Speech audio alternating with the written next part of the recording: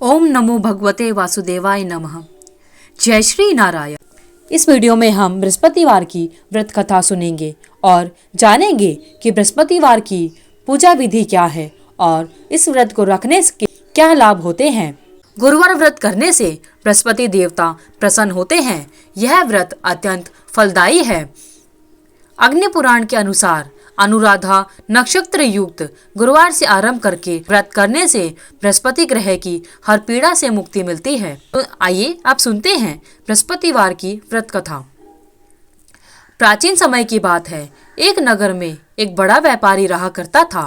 वह जहाजों में माल लदवाकर दूसरे देशों में भेजा करता था। वह जिस प्रकार अधिक धन कमाता था उसी प्रकार जी खोलकर दान भी किया करता था, परंतु उसकी पत्नी अत्यंत कंजूस थी। वह किसी को एक दमड़ी भी नहीं देती थी। एक बार सेठ जब दूसरे देश व्यापार करने गया तो पीछे से बृहस्पति देव ने साधु वेश में उसकी पत्नी से भिक्षा मांगी। व्यापारी की पत्नी बृहस्पति देव से बोली, हे साधु महाराज, मैं इस दान और पुण्य से तंग आ गई हूँ। आप कोई ऐसा उपाय बताएं जिससे मेरा सारा धन नष्ट हो जाए और मैं आराम से रह सकूं। मैं यह धन लुटता हुआ नहीं देख सकती। बृहस्पति देव ने कहा, हे देवी, तुम तो बड़े विचित्र हो। संतान और धन से कोई दुखी होता है। अगर धन अधिक है तो इसे शुभ कार्यों में लगाओ। कुंवारी कन्याओं का विवाह कराओ, विद्यालय और बाग बगीचों का निर्माण कराओ। ऐसे पुण्य कार्य करने से तुम्हारा लोक और परलोक सार्थक हो सकता है। परंतु साधु की इस बातों से व्यापारी की पत्नी को खुशी नहीं हुई। उसने कहा, मुझे ऐसी धन की आवश्यकता नहीं है जिसे मैं दान दूं। तब बृहस्पति देव बोले, यदि तुम्हारी ऐसी इच्छा है तो तुम एक उपाय करना। 7 बृहस्पतिवार घर को गोबर से लीपना, अपने केशों को पीली मिट्टी से धोना, केशों को धोते समय स्नान करना, व्यापारी से हजामत बनाने को कहना, भोजन में मांस मदिरा खाना, कपड़े अपने घर पर धोना। ऐसा करने से तुम्हारा सारा धन नष्ट हो जाएगा। इतना कहकर बृहस्पति देव अंतर्ध्यान हो गए। व्यापारी की पत्नी ने बृहस्पति देव के कहे अनुसार 7 बृहस्पतिवार वैसा ही करने का निश्चय किया। केवल 3 ही बृहस्पतिवार बीते थे कि उसकी सारी संपत्ति नष्ट हो गई और वह परलोक सिधार गई। जब व्यापारी वापस आया तो उसने देखा कि उसका सब कुछ नष्ट हो चुका है। उस व्यापारी ने अपनी पुत्री को सांत्वना दी और दूसरे नगर में जाकर बस गया। वहां वह जंगल से लकड़ी काट कर लाता और शहर में बेचता। इस तरह वह अपना जीवन व्यतीत करने लगा। एक दिन उसकी पुत्री ने दही खाने की इच्छा प्रकट की, लेकिन व्यापारी के पास दही खरीदने के पैसे नहीं थे। वह अपनी पुत्री को आश्वासन देकर जंगल में लकड़ी काटने चला गया। वहां एक वृक्ष के नीचे बैठकर अपनी पूर्व दशा पर विचार करके रोने लगा। उस दिन बृहस्पतिवार था। तभी वहां बृहस्पति देव साधु के रूप में सेठ के पास आए और बोले, हे मनुष्य, तू इस जंगल में किस चिंता में बैठा है। तब व्यापारी बोला, हे महाराज, आप सब कुछ जानते हैं। इतना कहकर व्यापारी अपनी कहानी सुनाकर रो पड़ा। बृहस्पति देव बोले, देखो बेटा, तुम्हारी पत्नी ने बृहस्पति देव का अपमान किया था, इसी कारण तुम्हारा यह हाल हुआ है। लेकिन अब तुम किसी प्रकार की चिंता मत करो। तुम गुरुवार के दिन बृहस्पति देव का पाठ करो। 2 पैसे के चने और गुड़ को लेकर जल के लोटे में शक्कर डालकर वह अमृत और प्रसाद अपने परिवार के सदस्यों और कथा सुनने वालों में बांट दो। स्वयं भी प्रसाद और चरणामृत लो। भगवान तुम्हारा अवश्य कल्याण करेंगे। साधु की बात सुनकर व्यापारी बोला, महाराज, मुझे तो इतना भी नहीं बचता कि मैं अपनी पुत्री को दही लाकर दे सकूं। इस पर साधु जी बोले, तुम लकड़ियां शहर में बेचने जाना।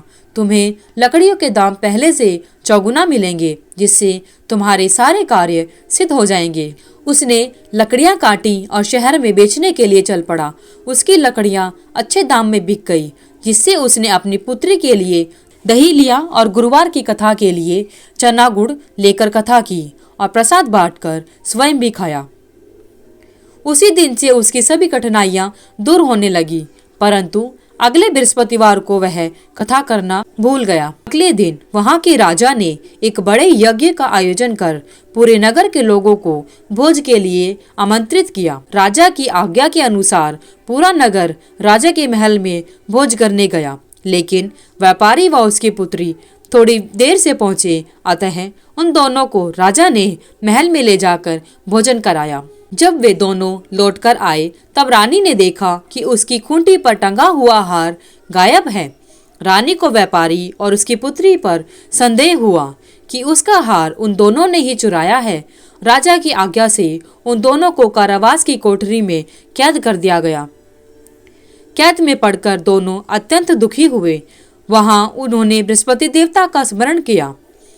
बृहस्पति देव ने प्रकट होकर व्यापारी को उसकी भूल का आभास कराया और उन्हें सलाह दी कि गुरुवार के दिन कैद खाने के दरवाजे पर तुम्हें 2 पैसे मिलेंगे। उनसे तुम चने और मुनक्का मंगवाकर विधि पूर्वक बृहस्पति देवता का पूजन करना, तुम्हारे सब दुख दूर हो जाएंगे। बृहस्पतिवार को कैद खाने के द्वार पर उन्हें 2 पैसे मिले। बाहर सड़क पर एक स्त्री जा रही थी। व्यापारी ने उस स्त्री को बुलाकर गुड़ और चना लाने को कहा।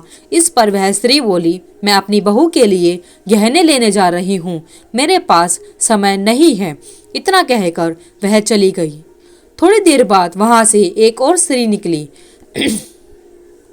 व्यापारी ने उसे बुलाकर कहा कि हे बहन, मुझे बृहस्पतिवार की कथा करनी है, तुम मुझे 2 पैसे का गुड़ चना ला दो।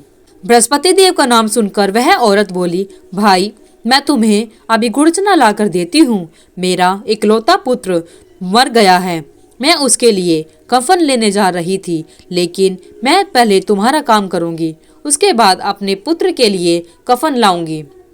वह स्त्री बाजार से व्यापारी के लिए गुड़ और चना ले आई और स्वयं भी बृहस्पति देव की कथा सुनी। कथा के समाप्त होने पर वह स्त्री कफन लेकर अपने घर गई। घर पर लोग उसके पुत्र की लाश को राम नाम सत्य है कहते हुए शमशान ले जाने की तैयारी कर रहे थे। स्त्री बोली, मुझे अपने बेटे का मुख देख लेने दो। अपने पुत्र का मुख देखकर उस स्त्री ने उसके मुंह में प्रसाद और चरणामृत डाला।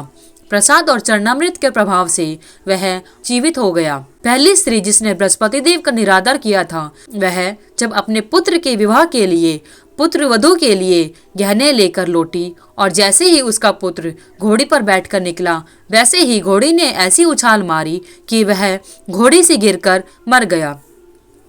यह देखकर स्त्री रो रो कर बृहस्पति देव से क्षमा मांगने लगी।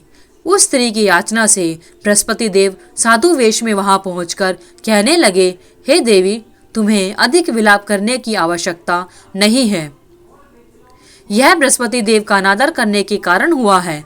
तुम वापस जाकर मेरे भक्त से क्षमा मांगकर कथा सुनो, तब ही तुम्हारी मनोकामना पूरी होगी। जेल में जाकर उस स्त्री ने व्यापारी से माफी मांगी और कथा सुनी। कथा के बाद वह प्रसाद और चरणामृत लेकर अपने घर को वापस आई। घर आकर उसने चरणामृत अपने मृत पुत्र के मुंह में डाला। चरणामृत के प्रभाव से उसका पुत्र भी जीवित हो उठा। उसी रात बृहस्पति देव राजा के सपने में आए और बोले, हे राजन, तूने जिस व्यापारी और उसके पुत्री को जेल में कैद कर रखा है वह बिल्कुल निर्दोष है। तुम्हारी रानी का हार वहीं खूंटी पर टंगा है। दिन निकला तो राजा रानी ने हार खूंटी पर लटका हुआ देखा। राजा ने उस व्यापारी और उसकी पुत्री को रिहा कर दिया और उन्हें आधा राज्य देकर उसकी पुत्री का विवाह उच्च कुल में करवा दिया और दहेज में हीरे जवाहरात दिए। हे बृहस्पति देव, हे भगवान विष्णु, जिस प्रकार आपने उस व्यापारी और उसकी पुत्री पर अपनी कृपा बनाई, उसी प्रकार बृहस्पतिवार का व्रत करने वाले और बृहस्पतिवार की कथा को सुनने और कहने वाले सभी पर अपनी कृपा बनाए रखना। जय बृहस्पति देव। अगर आपको ये वीडियो अच्छी लगी तो वीडियो को लाइक करें, शेयर करें, चैनल को सब्सक्राइब करना ना भूलें। धन्यवाद।